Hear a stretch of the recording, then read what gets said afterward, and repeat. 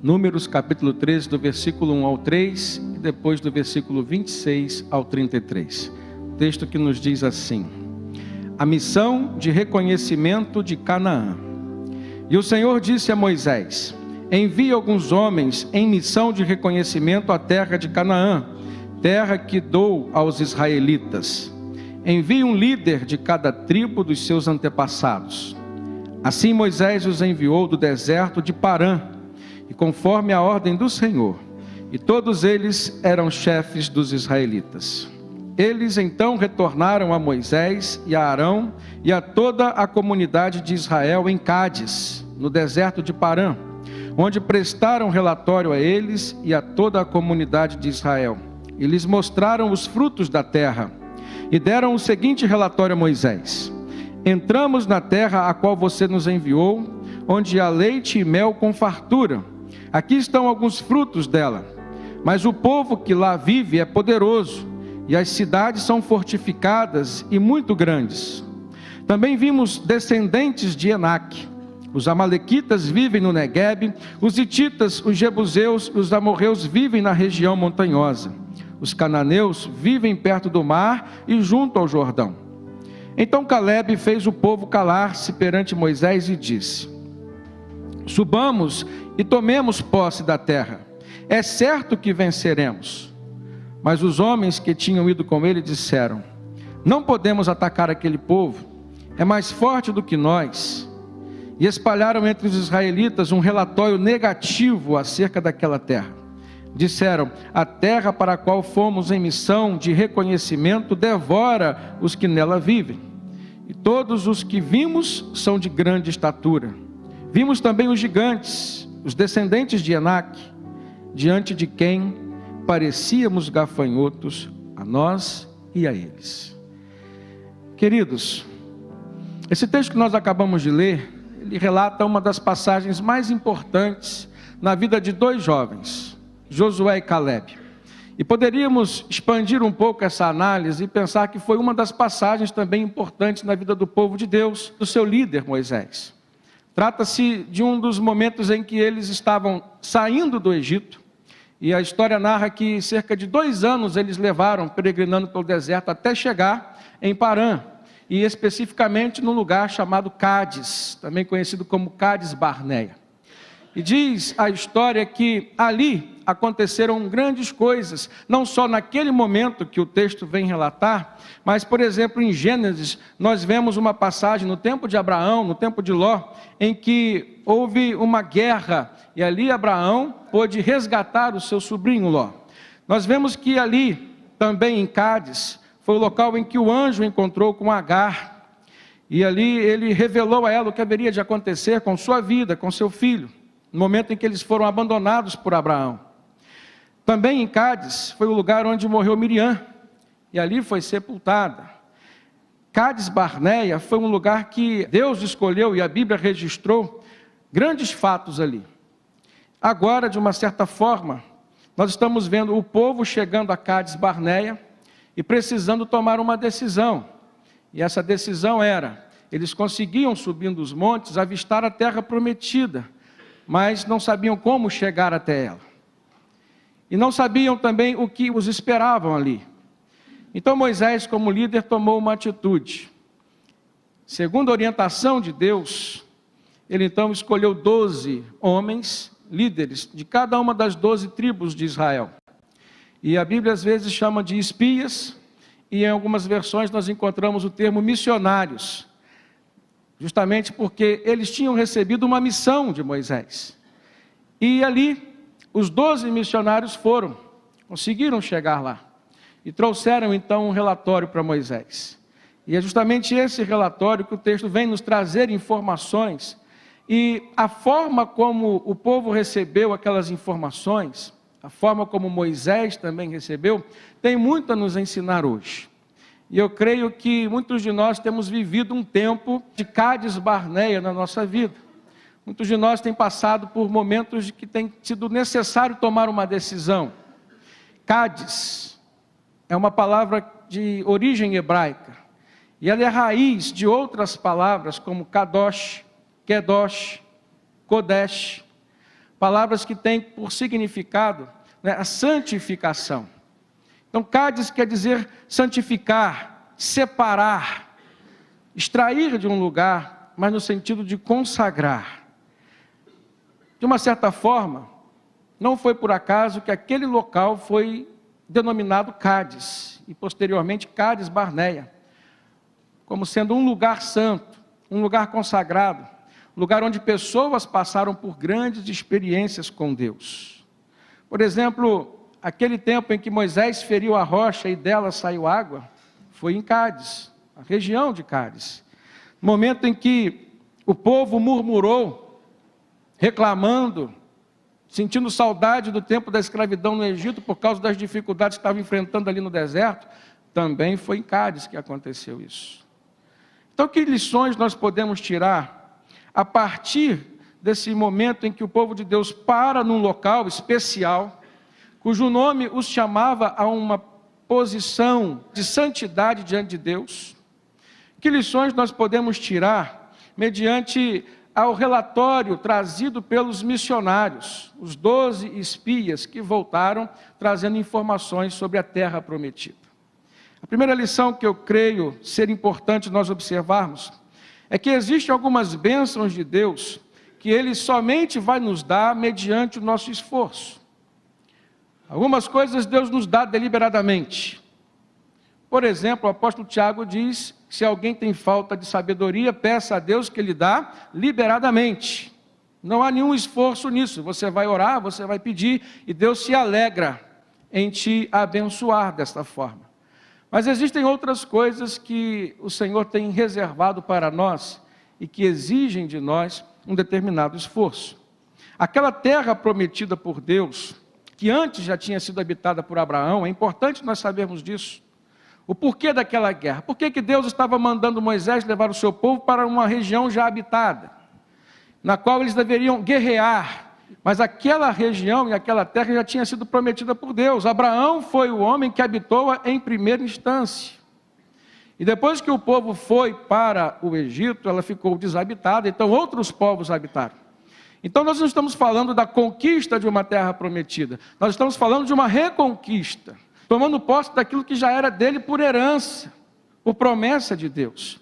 E Deus, que havia determinado que eles fossem até lá, era o Deus que estava dizendo que haveria de acompanhá-los em toda e qualquer dificuldade. Então, à primeira instância, a gente pensa: por que Deus está nos apontando um caminho que parece ser tão difícil? Por que Deus está nos mandando habitar uma terra que já está habitada? Por que Deus está falando para que nós façamos algo que aos nossos olhos parece tão impossível? E uma das respostas que nós encontramos, irmãos, é que Deus nunca falou para o seu povo fazer nada disso sozinho. Nenhuma das promessas que Deus determinou para o seu povo foram promessas que Ele disse para que o seu povo fizesse de maneira isolada, só. Deus sempre derramou promessa na vida do seu povo, de maneira que o seu povo pudesse percebê-lo ao seu lado, de maneira que o seu povo pudesse conquistá-las também com a participação do próprio Deus. E ficava patente aos olhos dos espias, dos missionários, que aquela missão seria impossível se não tivesse a participação de Deus. No verso 27 diz assim: e deram o seguinte relatório a Moisés: entramos na terra a qual você nos enviou, onde mana leite e mel. Aqui estão alguns frutos dela. E eles trouxeram de fato, como eram abençoados os frutos que aquele solo dava. Então eles vieram trazendo aquilo que era de bom, confirmação da promessa de Deus, terra que manava leite e mel, mas vieram também trazendo a observação deles. Eles disseram: mas o povo que lá vive é poderoso, e as cidades são fortificadas e muito grandes. E também vimos os descendentes de Enaque, homens grandes, gigantes em estatura. Então a observação que eles fizeram ficou mais focada nas dificuldades do que naquilo que Deus estava oferecendo como uma oportunidade para eles reconstruírem suas vidas, uma vez que estavam saindo do Egito, de um tempo de escravidão, uma vez que estavam peregrinando num deserto, local onde não se produz, local de transição, mas infelizmente nós, irmãos, seres humanos, trazemos essa característica de muitas vezes firmarmos as nossas opiniões fundamentadas nas dificuldades que nós observamos, em detrimento das facilidades e dos benefícios que o Senhor nos oferece. Se nós olharmos o que Jesus falou para os seus discípulos, lá em Lucas, no capítulo 13, verso 23, os discípulos perguntaram para Jesus: Senhor, serão poucos aqueles que serão salvos? E aí Jesus respondeu: esforcem-se para entrar pela porta estreita. Em algumas versões, porfiai por entrar pela porta estreita. E Jesus disse: porque eu lhes digo que muitos tentarão entrar e não conseguirão. Então Jesus está falando: esforcem-se, porque existem bênçãos. A maioria das bênçãos, elas só chegarão até nós pelo nosso esforço. No versículo 25, Jesus continua dizendo: quando o dono da casa se levantar e fechar a porta, vocês ficarão de lado de fora, batendo e pedindo: Senhor, abre-nos a porta. E ele, porém, responderá: não os conheço, não sei de onde vocês são. E Jesus conclui dizendo: vocês então dirão: comemos e bebemos contigo, Senhor, ensinaste em nossas ruas. Mas ele lhes responderá: não os conheço, não sei de onde vocês são, afastem-se de mim, todos vocês que praticam o mal. E com isso nós fazemos uma conexão entre o que Jesus mostrou como sendo o foco do nosso esforço e aquilo que Deus estava, de uma certa forma, permitindo que Moisés, Josué, Caleb, os outros missionários e todo o povo hebreu pudesse perceber enquanto estavam ali em Cádiz. Todo o nosso esforço deve ser no sentido de criarmos um ambiente de vida santificado. Cádiz quer dizer santo, separado. Lá eles tinham que compreender que para alcançarem a terra prometida, para viverem recebendo as bênçãos de Deus, num lugar onde emana leite e mel, onde os frutos são fartos, eles precisavam cultivar santidade em suas vidas. No Novo Testamento, Jesus diz para os seus discípulos: esforcem-se para não praticar o mal, ou seja, esforcem-se para não ter uma vida que comprometa a santidade de vocês. Sabe por quê, irmãos? Na carta aos Hebreus, nós encontramos um texto que nos diz que sem santidade ninguém verá o Senhor. E haverá não no sentido de um dia se encontrar com Ele, não. É também aqui, haverá no sentido de se relacionar com Ele. Por isso que Deus disse: olha, sede santos como eu, o vosso Deus, sou santo. Então o local onde tudo aconteceu já traz por si só uma lição que nós temos que aprender, irmãos. Existe em nós uma necessidade de nos esforçarmos para determinarmos na nossa vida mudanças que vão sempre nos levar a um patamar de santidade, no qual as bênçãos de Deus poderão chegar à nossa vida. Uma segunda lição que nós podemos tirar desse texto é que nós não devemos orientar as nossas decisões pelas dificuldades e nem tampouco pelas facilidades, mas sim pela direção apontada pela mão de Deus. Qual é o contexto histórico? Moisés, enquanto líder, nomeia 12 homens e os envia a observar a terra prometida, trazer informações. E essas informações tinham por objetivo delinear estratégias, por exemplo, talvez causar uma motivação no coração de todo o povo. Já estava há 2 anos caminhando no deserto. Agora, a forma como eles trouxeram o seu relatório nos mostra que todos viram as mesmas coisas, mas nem todos enxergaram-nas do mesmo modo. Agora pare e pense se nós não fazemos isso, ou se nós não agimos da mesma forma ainda nos dias de hoje. Todos nós conseguimos observar as mesmas coisas quando olhamos, mas a maneira como nós vamos enxergá-las depende do nosso estado espiritual, depende da nossa espiritualidade. Depende, por exemplo, da forma como nós estamos ou não submissos ao Espírito Santo, porque é por meio do Espírito Santo que Deus trabalha na nossa mente, na nossa forma de conceber, de formar uma opinião e, portanto, de tomar uma decisão. Eu creio que nós estamos vivendo dias assim, e a nossa maneira de enxergar as coisas, infelizmente, tem sido um tanto quanto míope. Não temos tido o zelo de observarmos e enxergarmos conforme as lentes de um evangelho puro, verdadeiro e pleno.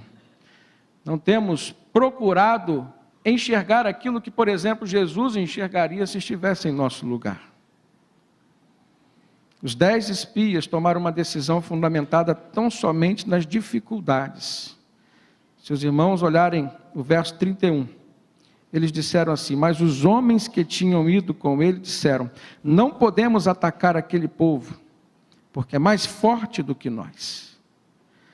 Eles observaram as facilidades. A terra manava leite e mel com fartura, dava grandes frutos.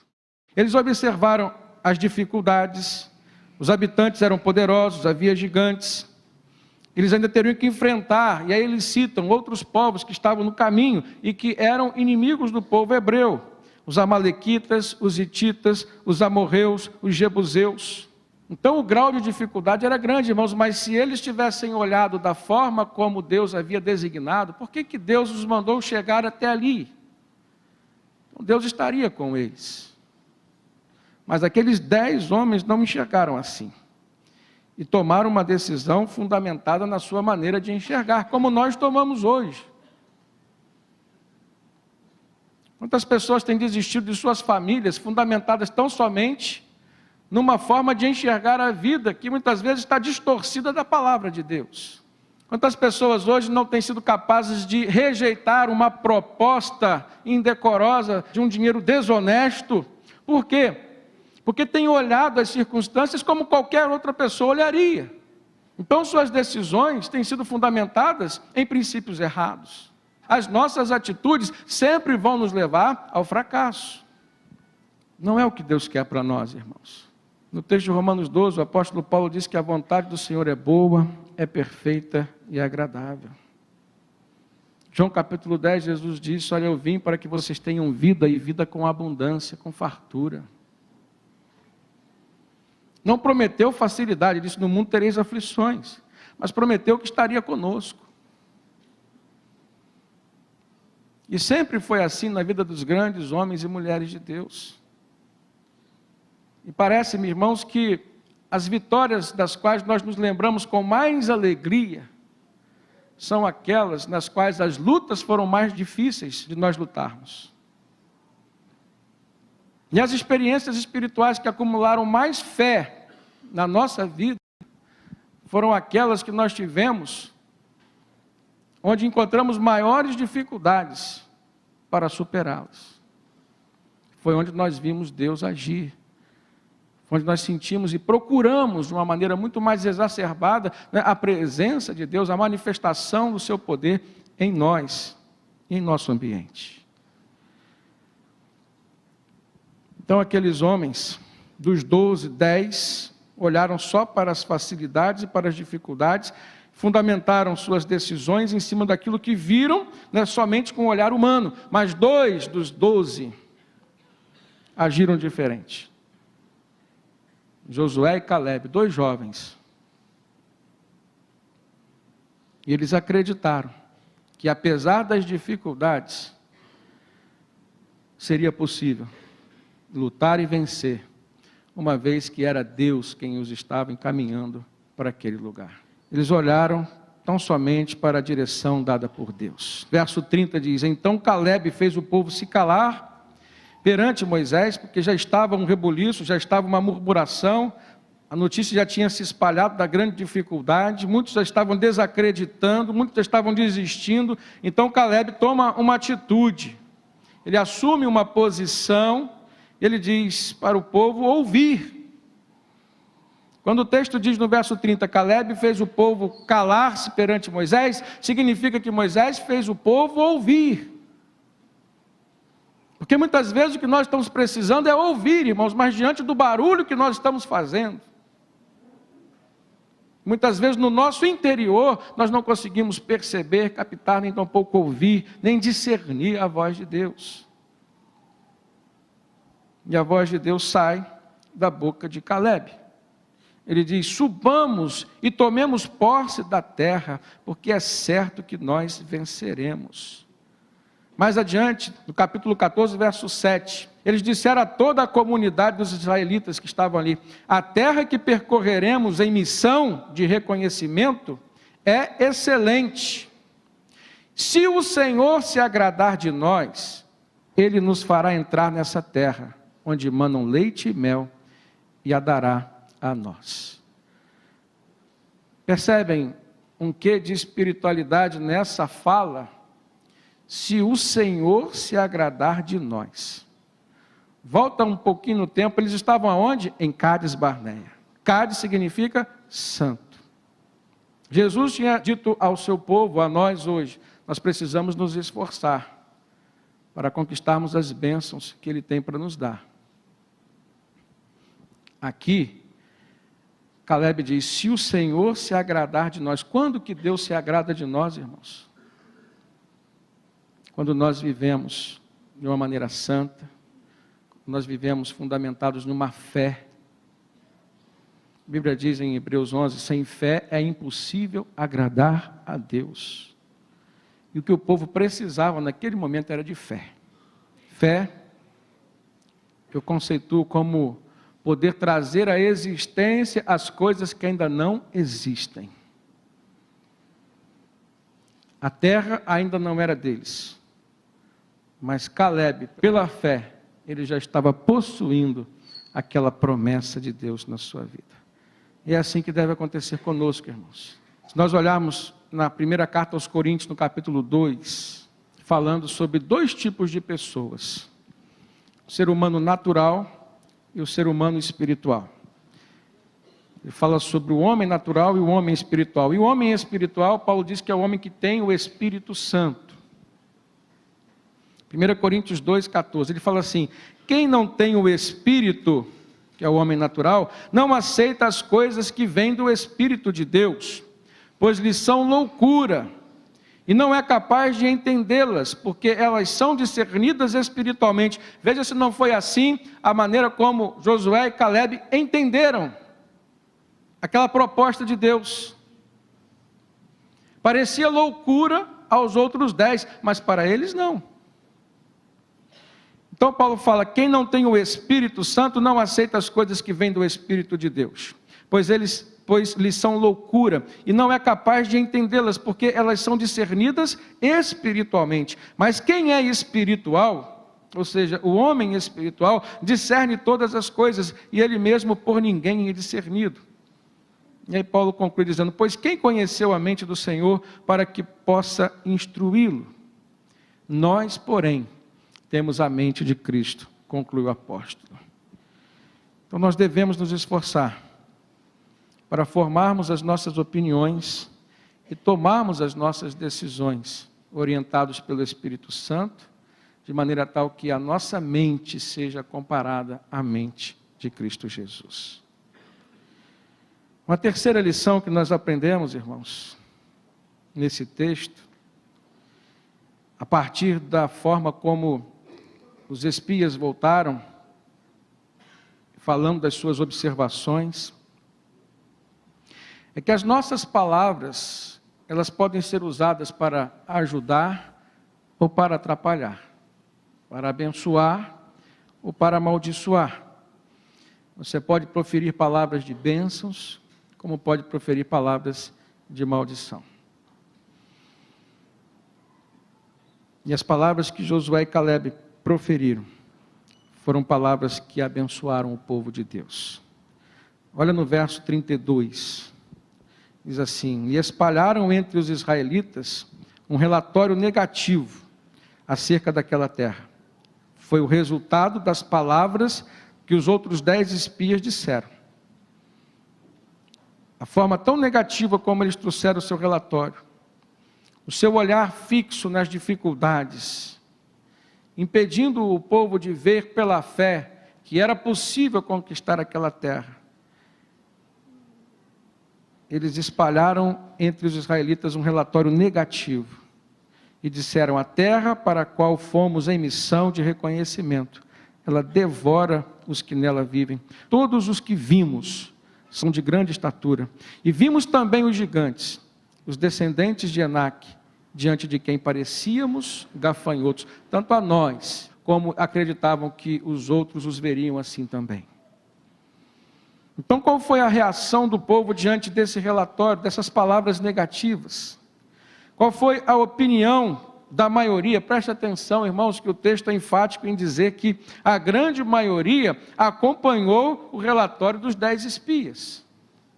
A maioria foi com quem representava a visão do homem. E esse povo, que povo era esse?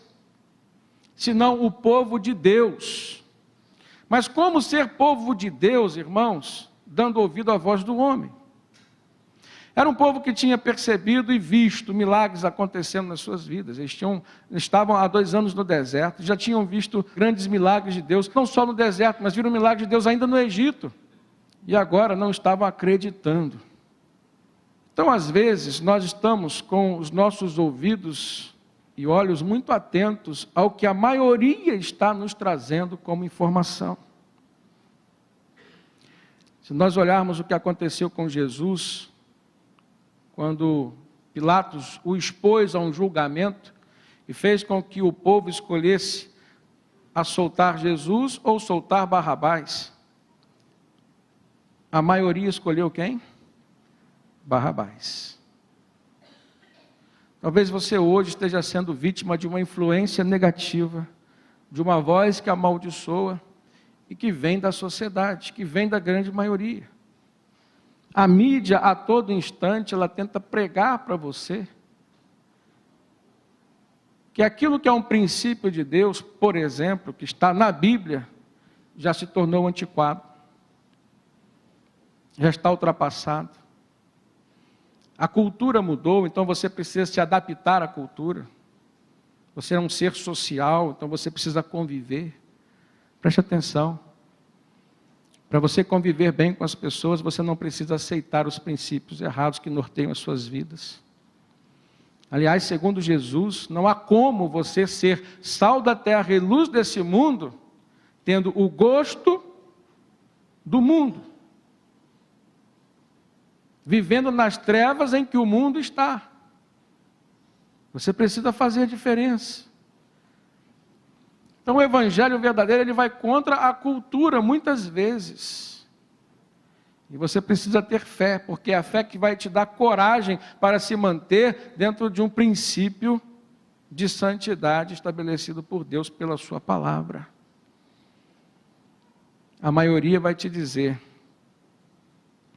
deixa isso para lá, não tem nada a ver. A maioria vai tentar criar um posicionamento alternativo para você, de forma que você acomode o seu pensamento, a sua opinião, dentro de um padrão de normalidade do mundo. Mas, irmãos, o que nós estamos vendo aqui diante de um cenário de decisão, de iminência de uma grande bênção que poderia acontecer na vida do povo, que é tomar posse daquela terra prometida. O que nós estamos vendo aqui é um cenário bem diferente. Deus quer e Deus exige de nós um esforço sobrenatural para estarmos em comunhão com Ele. Tanto as palavras foram negativas, que nós percebemos o resultado negativo. Capítulo 14 de Números, diz que depois dos 10 homens trazerem aquela notícia e apregoarem aquele relatório tão negativo, tão pessimista, tão distante da proposta de Deus para eles, diz que naquela noite, toda a comunidade começou a chorar em alta voz. Todos os israelitas queixaram-se contra Moisés e contra Arão, e toda a comunidade lhes disse: quem dera nós tivéssemos morrido lá no Egito, ou neste deserto, porque o Senhor está nos trazendo para essa terra, só para nos deixar cair a espada. Nossas mulheres e nossos filhos serão tomados como despojo de guerra, Não seria melhor então voltar para o Egito? E disseram uns aos outros: escolheremos um chefe e voltaremos para o Egito. No versículo 10, diz que a comunidade toda falou em apedrejar Josué e Calebe, pela notícia que eles tiveram, a ousadia de dar, pela proposta, pela manifestação da fé que eles ali apresentaram ao povo. Irmãos, isso se aplica à nossa vida hoje. Quantas e quantas vezes nós estamos na iminência de chegar a um patamar que Deus sonhou para nós. Quantas e quantas vezes nós estamos na iminência de receber aquela bênção pela qual nós oramos a vida inteira, por conta, muitas vezes, de uma conformação com o pecado na nossa vida, nós perdemos. E às vezes o que vai acontecer é esse sentimento de choro, de lágrimas, de tristeza, desejo de voltar atrás. Olha que ingratidão. A gente não consegue conceber hoje um povo que vivenciou tantos milagres de Deus, chegar num momento como esse e pensar em voltar atrás, achar melhor viver escravizado no Egito do que arriscar a sua vida, mas crendo num Deus que é todo poderoso para receber a terra prometida.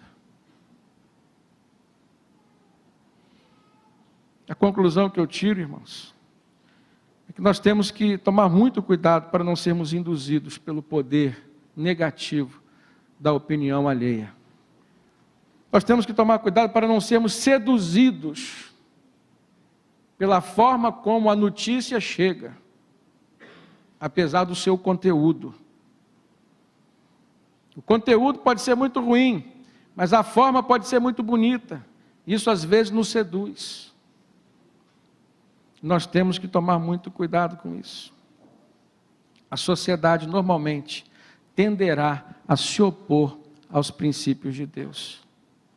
A igreja está inserida na sociedade, e ela precisa cumprir o seu papel inserida na sociedade, irmãos. Mas para ser sal e luz nessa sociedade, ela precisa ser diferente, precisa ser referência, precisa se manter nos caminhos e nos princípios de Deus. Finalizando, versículo 11, nós vemos Deus se manifestando e colocando um ponto final naquela situação. Aliás, eu nunca vi Deus fugindo de nenhum embate. Aquilo que é pertinente a Deus, Ele vai se manifestar. Foi uma proposta começada por Deus. Então, se ela haveria de finalizar, Deus estaria presente. Se ela haveria de se concretizar, Deus também estaria presente. Esse era o plano inicial de Deus. Então no verso 11 diz: e o Senhor disse a Moisés: até quando esse povo me tratará com pouco caso? Até quando se recusará a crer em mim, apesar de todos os sinais que eu realizei entre eles? Então Deus dá a sentença: eu os ferirei com praga e os destruirei, mas farei de você uma nação maior e mais forte do que eles. A promessa para Moisés era diferente. Mas sabe, uma lição particular que a gente tira da pessoa de Moisés, irmãos, ele já não se importava mais com a sua vida, porque para ele a sua vida só tinha sentido dentro de um plano maior de Deus, que era a libertação, o bem-estar do seu povo e da sua nação. Então, apesar de Deus oferecer a ele um tratamento diferenciado, ele insistiu em interceder pelo seu povo. Mais uma vez, ele intercede pelo seu povo. E ele fala com Deus, verso 19 do capítulo 14: segundo a tua grande fidelidade, Senhor, perdoa a iniquidade deste povo, assim como tens perdoado desde que saíram do Egito até agora. E aí o Senhor respondeu, versículo 20: eu os perdoei conforme você pediu. No entanto, eu juro pela glória do Senhor, que enche toda a terra, que nenhum dos que viram a minha glória e os sinais miraculosos que eu realizei no Egito e no deserto, e me puseram à prova, e me desobedeceram 10 vezes, nenhum deles chegará a ver a terra que prometi com juramento aos seus antepassados. Ninguém que me tratou com desprezo haverá. Mas como o meu servo Calebe tem outro espírito e me segue com integridade, eu o farei entrar na terra que foi observar, e seus descendentes a herdarão. Josué e Calebe e seus descendentes foram os únicos que Deus permitiu entrar na terra prometida. Daqueles que saíram do Egito, daqueles que presenciaram os milagres de Deus, a manifestação poderosa de Deus, e que nesse momento de tomar uma decisão na sua vida, hesitaram, preferiram voltar. Somente os dois que olharam com os olhos da fé é que foram aprovados pelo Senhor, e por conta disso receberam o prêmio de poder pisar e habitar a terra prometida. Isso vale para mim, isso vale para você. As grandes promessas de Deus se cumprirão na nossa vida, a partir do momento em que nós olharmos para elas com um olhar de fé, com um olhar de esperança, de confiança, tudo aquilo que Deus reclamou que o povo não tinha feito. Não podemos tratar Deus com pouco caso. O Senhor reclamou isso. Não podemos recusar crer no Senhor, mediante tantos milagres e bênçãos que Ele tem realizado na nossa vida. E de que adianta crer em Deus e não querer viver segundo os seus padrões? Eu e você, irmãos, nós precisamos olhar para a nossa vida e encontrarmos um real sentido na obediência, na fidelidade, que vem por meio da fé e da confiança. Nós podemos crer que Deus estará conosco e nos fará grandes e verdadeiros vencedores. Amém?